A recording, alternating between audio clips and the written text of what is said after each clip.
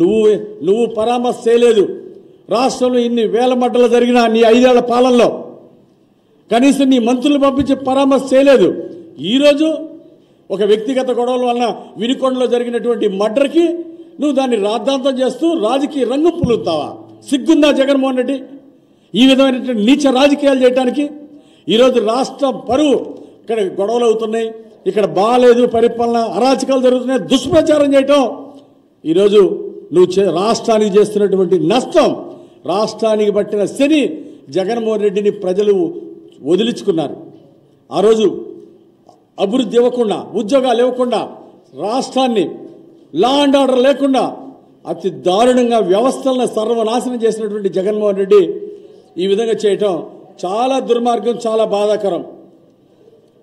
ఈరోజు ఉన్న 11 మందితో అసెంబ్లీలో బేలముఖం వేసి ముఖం చూపించడం ఇష్టం లేని జగన్మోహన్ రెడ్డికి కోతి కొబ్బరికాయ దొరికినట్టు అయింది.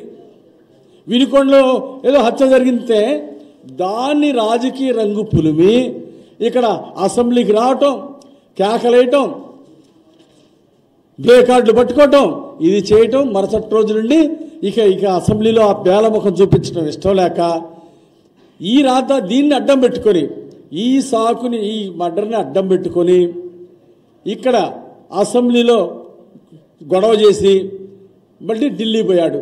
ఇక్కడ మొహం చూపించడానికి చేతగాక ఇక్కడ బేలముఖం వేసుకొని అందరి ముందు ఉండటం ఇష్టం లేక ఈ కారణాన్ని ఎత్తుక్కున్నాడు జగన్మోహన్ రెడ్డి.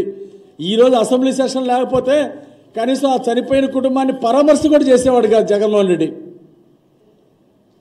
కాబట్టి ఈరోజు ఇది సాకుగా పెట్టుకొని ఢిల్లీ పోవటం. నేనంటూ ఒకడున్నాను జగన్మోహన్ రెడ్డిని, నా మీద ఇంకా ఆ సిబిఐ ఒత్తిళ్లు రావద్దు, అది రావద్దు, ఇది రావద్దు అని